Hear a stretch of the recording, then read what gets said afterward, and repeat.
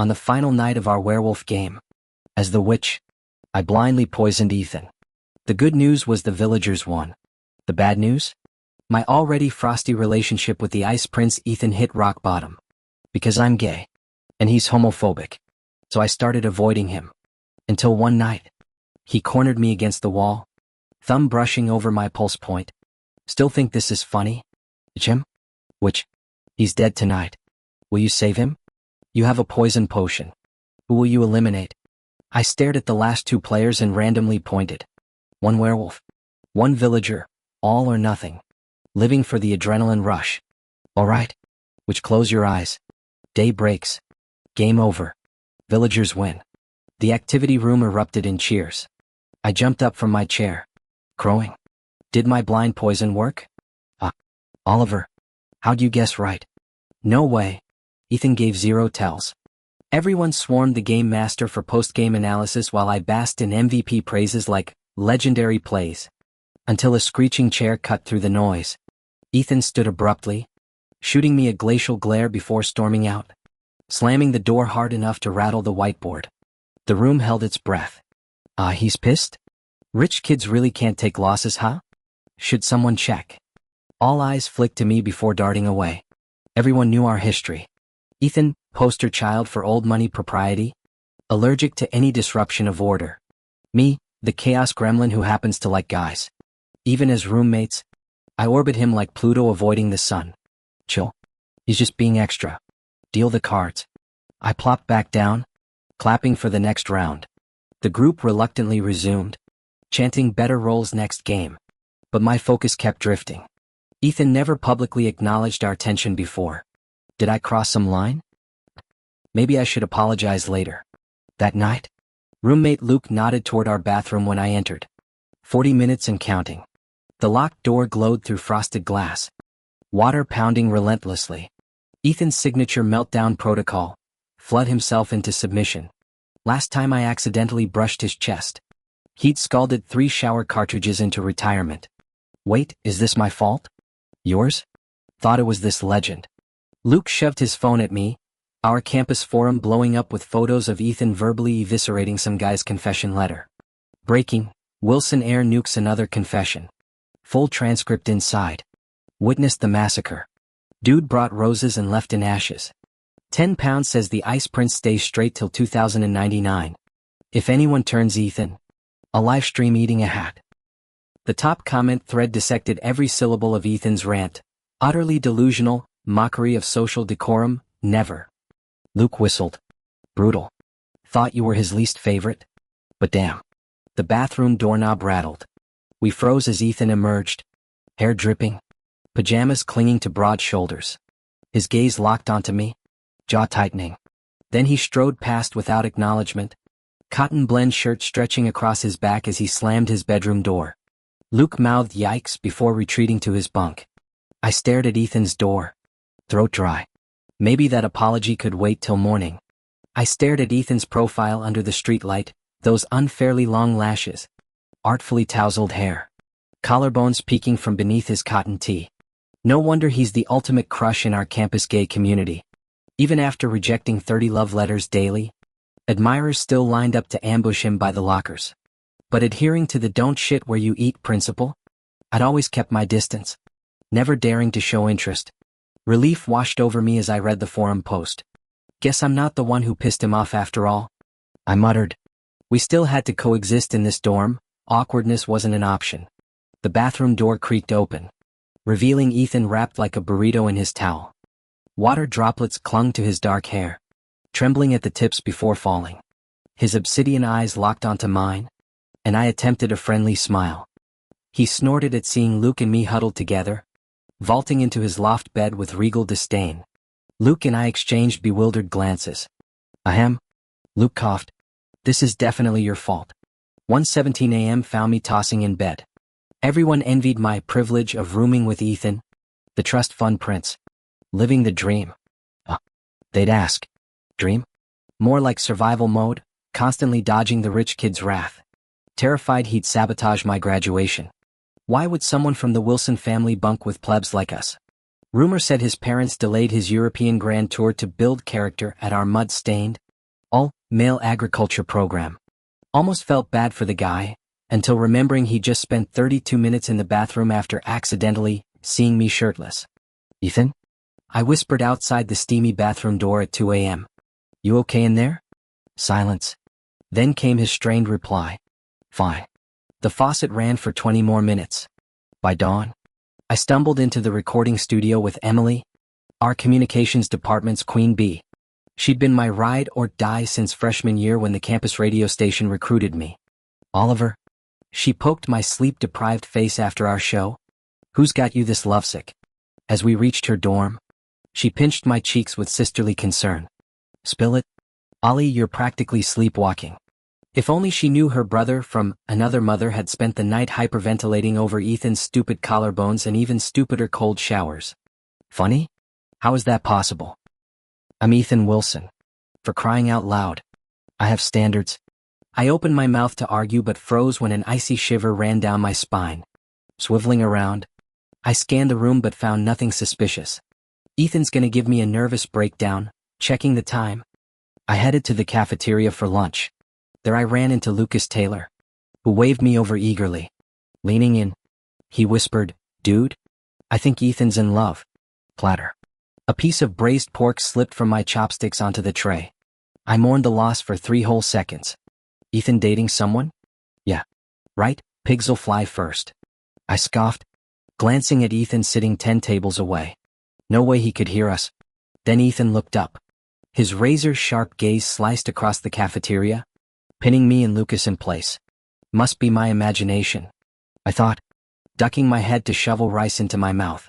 Lucas, oblivious, continued, this morning I saw his phone unlocked. Guess what he was browsing? What? I peeked at Ethan again. The guy was eating his $5 cafeteria meal like it was a Michelin-starred course. What kind of girl would even catch his eye? Cora? Lucas hissed. The search said, how to deal with being disliked by someone you like. I choked on my food. No freaking way. Ethan's head snapped toward us. Cough, I hunched lower, muttering, you sure it wasn't how to handle liking someone who hates you? Wait, could it be? Thanks to Ethan's laser stares, I barely tasted my lunch. Dude still salty because I bluffed him in Werewolf last night? Get over it already. Post-lunch. Lucas dragged our other roommate to a gaming cafe while Ethan predictably vanished into the library. Finally, blissful alone time in the dorm. I left the bathroom door cracked, humming off-key as I showered. Weird, Ethan had hogged the bathroom for ages yesterday. How does a guy even spend that long scrubbing without losing skin? Turning off the water. I froze. No towel. My clothes were soaked. Shrugging, I strode out naked. Who cared? The room was empty. Except Ethan stood there. Damp hair clinging to his forehead. Clutching 2 library books he'd forgotten. Again. Our eyes locked. His gaze traveled from my neck to my chest. Lingered. Then drifted lower. Heat flooded my face. Oliver Johnson. His growl made my pulse spike. Why aren't you dressed? I'm the one who got ogled. You lunatic. I yanked a towel over myself. We're both guys, why are you freaking out? Ethan's ears turned red. You. Save it? Princess. You're the one who looked like you wanted to take notes. I stormed past him, mentally adding peeping Tom to his list of crimes. Combined with the sleep deprivation he caused me yesterday, I impulsively decided to confront him head-on. After a brief hesitation, Ethan asked, Are you seeing someone? Where did that come from? Wasn't it you who got caught seeking advice online? Mr. Wilson. But I doubled down, none of your business. Ethan's face darkened instantly. Seeing this gave me vicious satisfaction, fueling my tirade. Listen, Ethan. I might be gay but my standards are sky-high. Take you for example, you're not even on my radar. So rest easy. Truth was I'd secretly admired his looks forever, but I'd rather die than admit it. I kept ranting, oblivious to Ethan's stormy expression and flushed ears. I know you look down on our community. If it bothers you so much, why not move out? What's a privileged heir like you doing slumming it in dorms anyway? With that parting shot, I swaggered back to my bunk for a nap. Noon found me still awake. That goddamned Ethan slammed his books down and marched into the shower again. What are you? Some pristine fairy needing 8 showers a day? As water drummed for another half hour, Irritation curdled into anxiety. What if he sabotages my graduation? Panic set in. Disaster struck that afternoon when I stumbled, knocking over Ethan's chair. His 5-figure watch hit the floor with a sickening crack. Who the hell leaves luxury timepieces on chairs? That evening, I groveled. I'm really sorry, Ethan. I'll pay you back. Give me 2 months. His icy stare made me backtrack. 1 month. Just one. Internally I screamed, how many part-time jobs would this take? When Ethan finally spoke, I stared at his lips like they held divine judgment. Please don't say it's some family heirloom. Then I noticed his mouth looked oddly glossy. Lip balm? What flavor? My bizarre tangent distracted me from his pinkening cheeks. Oliver, are you listening? Ethan locked eyes with me, enunciating slowly, write me a love letter. Do this, and we're square. My jaw dropped. Luke gaped beside me. Ethan, crushing on someone? Who's the lucky bastard? Since when did my writing become valuable? Take back every bad thing I ever said. Ethan, you absolute saint. Ethan shrugged, examining his broken watch. Was planning to replace it anyway. After saying that, I tossed it into the trash can and headed to the bathroom. The disparity between people could be truly staggering. And honestly, Ethan had a really charming smile when he laughed. To satisfy my creditor, I'd spent 2 whole days scouring the internet for scripts. Throughout this time, Ethan hadn't contacted me. We maintained the same polite distance as before. During the public elective class, I was scribbling notes furiously when Luke suddenly snatched my pen and kissed my right cheek. Luke, are you insane? Lost an online dare. My bad, keep working. Damn it. Using me as a prop? I'm someone with self-respect. Just as I prepared to retaliate, an icy chill shot down my spine, exactly like when Emily from the communication school had pinched my cheek. I instinctively glanced around but saw no familiar faces. Ethan in the southwest corner was diligently taking notes. Probably not him. The moment class ended, Luke grabbed me. Ollie? Hurry. The cafeteria's serving 3-cup chicken tonight. Stop calling me Ollie. I need to stay available for dating prospects. We barely exited the classroom when Ethan stopped us. Oliver, where's what I asked for? His gaze was glacial, lips pressed tight as if suppressing anger. Luke sensed the tension. I'll let you two talk. Grudgingly following Ethan back to the dorm, my 3-cup chicken. We walked in strained silence. Are you dating Luke? What? No. He's not my type. I see. The awkwardness thickened. When Ethan opened the dorm door, I was still mourning my missed meal and accidentally collided with his back, solid muscle contradicting his slender frame. Stumbling backward, I nearly fell until Ethan's arm shot out to catch me. Careful. His right arm encircled my waist. Faces now centimeters apart. Was this some rom-com moment happening to me, with Ethan, the guy every gay on campus thirsts over? His stunning eyes and bobbing Adam's apple were downright lethal. As I looped my arms around his neck to steady myself, my gaze dipped below his collar. So that's why Ethan's considered the ultimate catch. He cleared his throat. I need the bathroom. Start reading the script aloud when ready. Thus began the surreal scene, me reciting cheesy pickup lines outside the bathroom door while Ethan did his business. Even I was blushing. Today's generation had no filter. Was Ethan taking advantage? I'm known as the unattainable heartthrob in our circle. Silence lingered from the bathroom. Ethan, does this work? Keep going. Right. I focused intently on reading the script, oblivious to the suppressed gasps coming from the bathroom. Professionalism was my forte, voice modulation. Tone control, which was precisely why I'd been selected for the school radio station. Ethan, I'm done, I announced. Silence. Ethan, I need to use the bathroom. He emerged moments later wearing fresh shorts, his ears burning crimson. Not yet. He muttered awkwardly. The aroma needs more time to dissipate. I bit back a grin. Who knew the campus prince got embarrassed about bathroom smells? Yet the script never met his approval, forcing me to deliver new versions nightly. There I stood, semi-professional radio host turned bathroom door narrator. If ancient nobles enjoyed serenades, modern Ethan demanded love letter recitals, poetic symmetry. He always scheduled these sessions during empty dorm hours. They didn't pay, he'd say, referencing our business arrangement. 5 rejected drafts later, Frustration overwhelmed me. Ethan. I wheedled when he rejected another attempt. Love letters are outdated.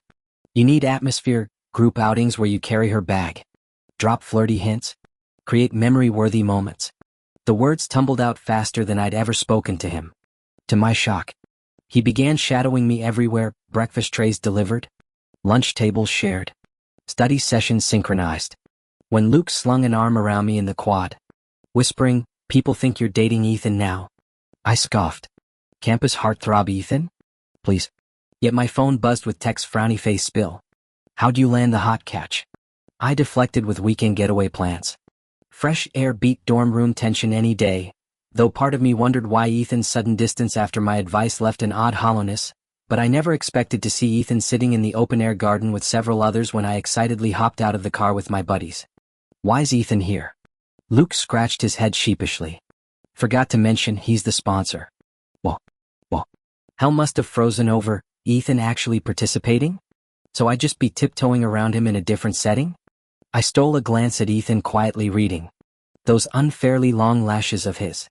Wait, was he planning to confess to someone during this trip? I dragged Luke into a heated analysis, betting on who could guess Ethan's target first. Luke snorted.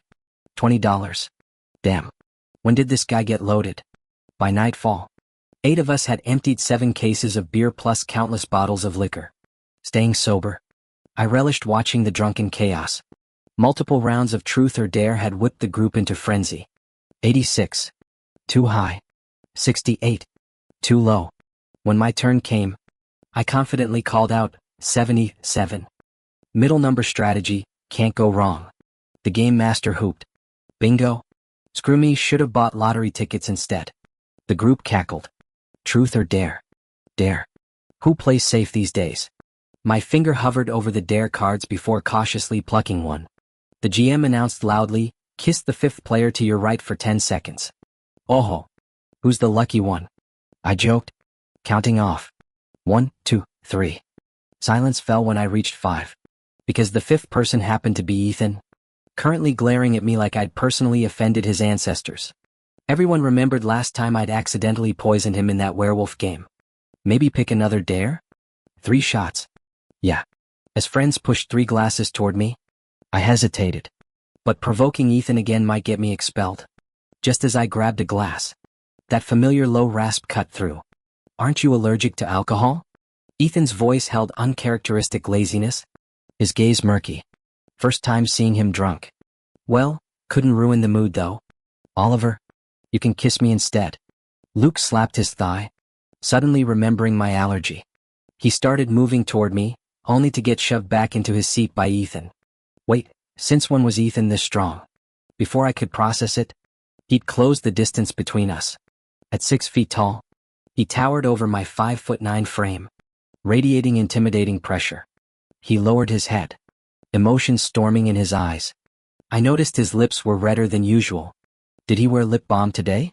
The next second, his face descended on mine. My eyes widened as I tried to speak, only to grant him entry. His tongue plundered recklessly, the kiss stealing my breath as my body turned boneless. Gripping the nape of my neck, he kept exploring my mouth. This Ethan, who said he was some innocent, aloof college kid? MMP. The crowd erupted. Holy shit. No fucking way. When Ethan finally released me, I gasped for air. Head still foggy. My first kiss. The one I'd kept for over 20 years. Meanwhile, Ethan seemed dazed, unconsciously licking his lips while staring at me like prey. Whoever claimed he was celibate aristocracy? Stumbling back, I fled upstairs. Back in my dorm, I collapsed on the bed.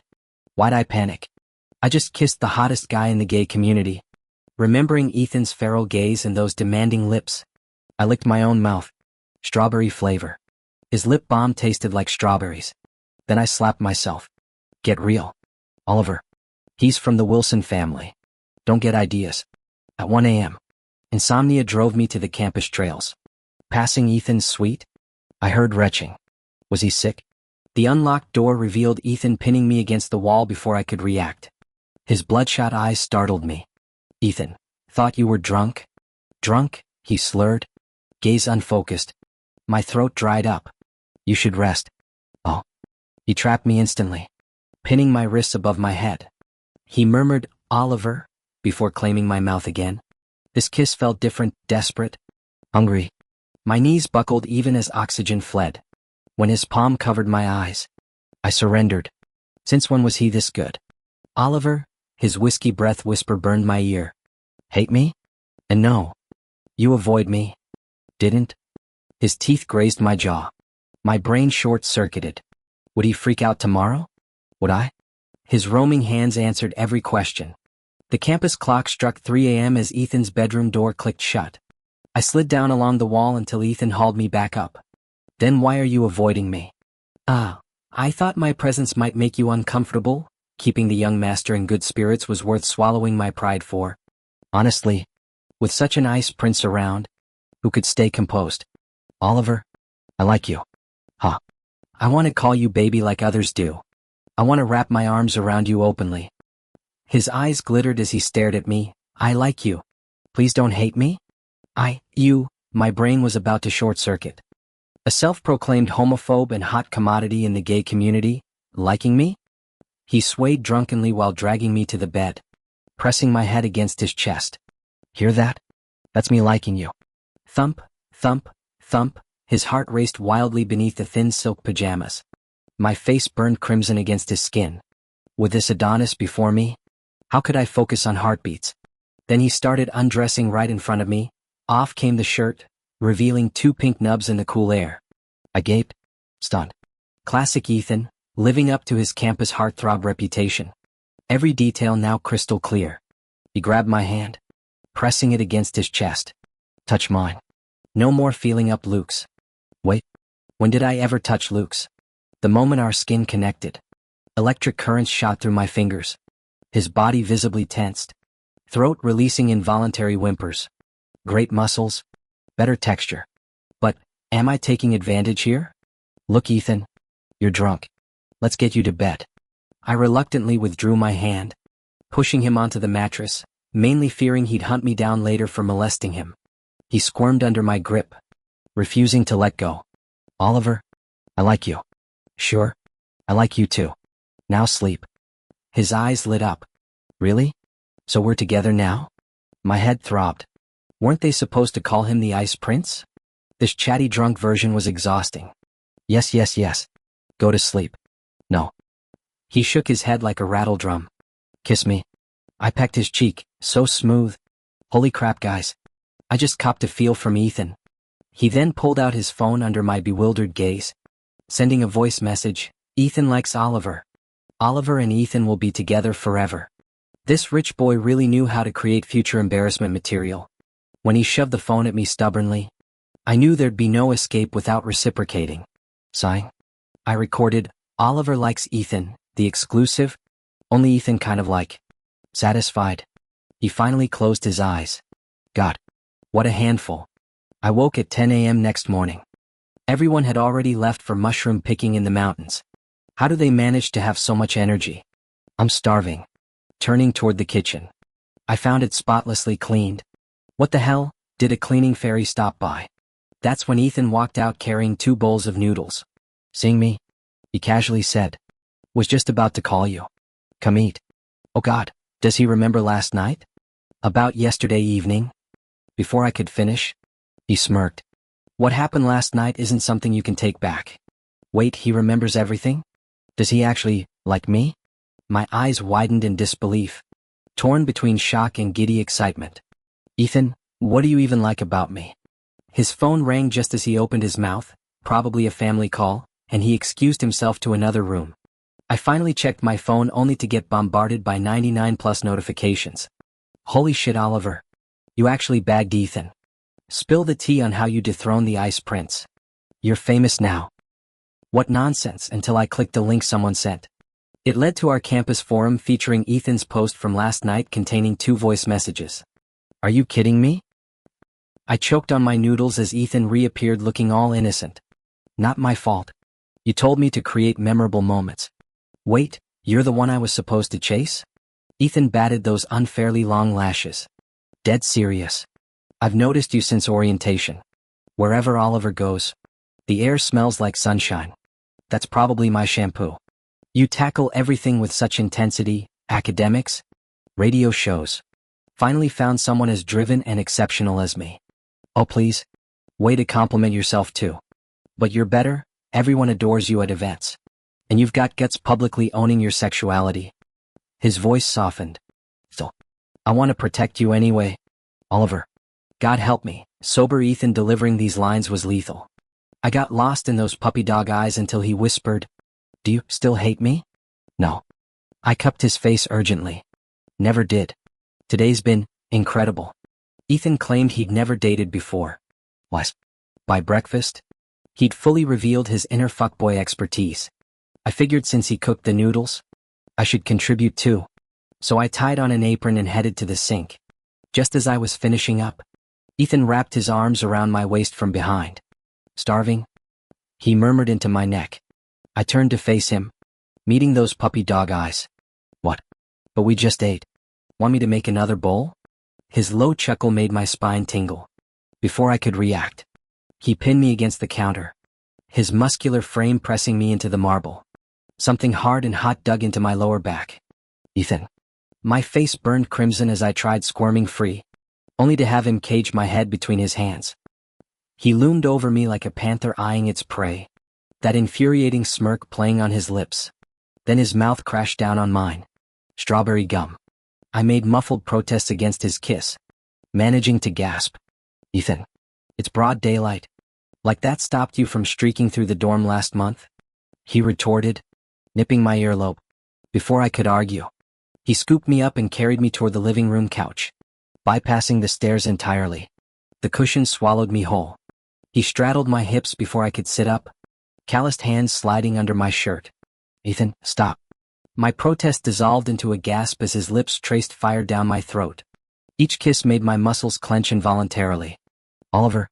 Oliver, my name rolled off his tongue like dark honey, his breath hot against my ear. His fingers hooked into my waistband just as his phone blared, thunderstruck. He growled, ignoring the ringing to yank my jeans lower. Shouldn't you, get that? I panted. Ethan cursed colorfully before snatching the phone. I lay there trembling, hastily rearranging my clothes as he barked orders in Russian.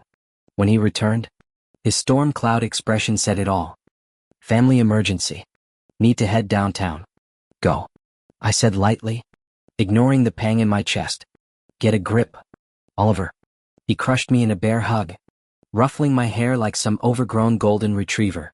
Next time, I'll make sure you. My foot connected with his shin. Out.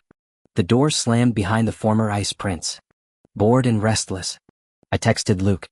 Found their camping group halfway up the ridge, where catcalls greeted me. Look who's here, Prince Charming's consort. Where's your crown? Princess Ollie? I kicked Luke's folding chair. Eat dirt.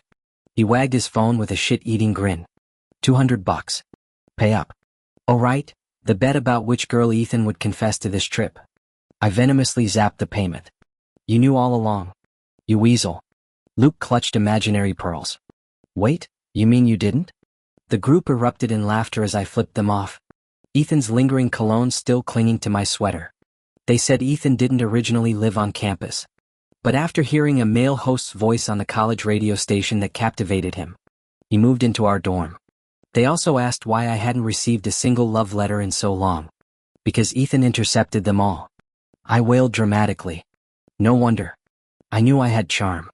That photo circulating on the forum after you blindly poisoned him in the game? Turns out he'd been confronting every guy who tried to send you love letters. You're the worst. I sniffled. And making you write those fake love letters? He was just messing with you. That new watch he bought? You couldn't pay it off even if you sold yourself. Then it hit me, all those days I'd been reading love letters aloud by the door while he was in the bathroom. Damn you. Then, at dinner, someone suggested a bonfire. We scattered to gather branches, wandering the mountain trails with a basket. I remembered hearing about fireflies here, and actually spotted some. One. Chasing their glow deeper into the woods. I snapped photos with my phone. Rich kid like Ethan's probably never seen country fireflies. I thought, sending him a picture. My grip slipped. Shit. The phone tumbled down the dark slope. Crouching and fumbling blindly, I searched for nearly 20 minutes before realizing I was lost. Night deepened, the temperature plummeting. My thin t-shirt offered no protection against the howling wind. Then rain erupted, torrential, bone-chilling. Soaked and shivering, I stumbled upon a cave. Thank you, nature. Curling on a smooth rock, I listened to thunder rattle the mountains. Maybe they'll wait till dawn to search. I can survive one night. Hunger and cold blurred into fitful sleep until icy droplets startled me awake. Oliver? Ethan's silhouette materialized in the gloom. Hallucination, surely. I shut my eyes. Stay awake. His urgent voice proved real. Touching his rain-slicked face grounded me. You came. I'm sorry? He draped a thick jacket over my shoulders. Doesn't matter. You're safe. Noticing his soaked clothes and mud-caked knees, he'd clearly fallen. My guilt surged. His white tee clung to defined muscles, water tracing every ridge. When he peeled off the shirt, his 8-pack abs glimmered faintly in the dark. You'll catch cold. I tried returning the jacket. He refused. A 6-centimeter gash marred his right forearm, half-dried blood rust-colored, gently tracing the wound's edges. I whispered, "This is all my fault." Instinctively, I blew on it. No disinfectant here. His gaze sharpened.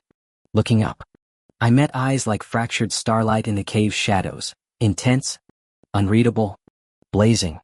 His breathing grew heavier, the warm gusts against my ear making me squirm. Instinctively, I stopped blowing air. Ethan's fingers traced my lips, kneading the soft flesh before traveling to my earlobe. "Ethan?" I whispered tentatively. He inhaled sharply, voice roughened. "Not wearing it either? Then let's both ditch, Ethan." He swept me up effortlessly, depositing me on the chilly marble slab. My clothes disappeared faster than fireflies at dawn. I gasped as his weight pinned me cold stone beneath my breasts, scorching heat molding my back. "Oliver?" His teeth grazed my throat. You've no idea how terrified I was. His mouth blazed trails down my ribs while clever fingers found secret places. "Still want to act reckless?" "And ever?" My back arched involuntarily. Shameful whimpers escaping. Louder. Tears spilled as thunder shook our mountain refuge. Each plea fueled his frenzy. Every struggle met with primal intensity. Between gasping Ethan and his guttural responses, our feverish rhythm drowned the storm's fury. After that ill-fated cabin trip, campus buzzed about Oliver dating the Wilson heir. Walking through town, we drew stares ranging from envy to disbelief. "We can transfer schools if this bothers you," Ethan offered, knowing full well our public rivalry amused him. The bastard, all gentlemanly composure by daylight, yet transformed into relentless beast after dark. "Feeling unwell, sweetheart? Let's get you to bed." His smirk promised mischief. "I'm fine." I recoiled, knowing his dorm meant hours of recovery, involving tangled sheets and hoarse protests. Our relationship exposed Luke's betrayal. The traitor had been on Ethan's payroll since orientation. Watching Luke pocket hush money made me seethe. "Where's my consultant fee?" I grumbled. Ethan nuzzled my neck, murmuring, "Payments coming tonight, Ollie?" With that infuriating charm. Post-graduation found Ethan steering his family's conglomerate while I voiced anime heroes. He'd materialize at recording studios, eyes darkening whenever directors praised my breathy battle cries. Later, against silk sheets, he'd demonstrate perfect mimicry of my moans. "Ethan, softer," I pleaded, face buried in pillows. His grip tightened. "Louder," he growled. "I've waited hours listening to you seduce microphones." The wicked truth? Our story began with my college radio show. Ethan later confessed my midnight ASMR whispers had short-circuited his self-control during late-night study sessions. Some things never change, whether in storm-lashed caves or soundproofed penthouse suites. Our combustible dynamic keeps the Wilson heir inventively motivated. Ethan Wilson was the heir of the Wilson family. Oliver Johnson, the most popular girl on campus, was affectionately called Sweetheart by everyone. Lucas Taylor, whom people addressed as Luke, always received extra portions from the cafeteria lady. As the game master announced the start of the round, Ethan was still whispering strategies with Oliver.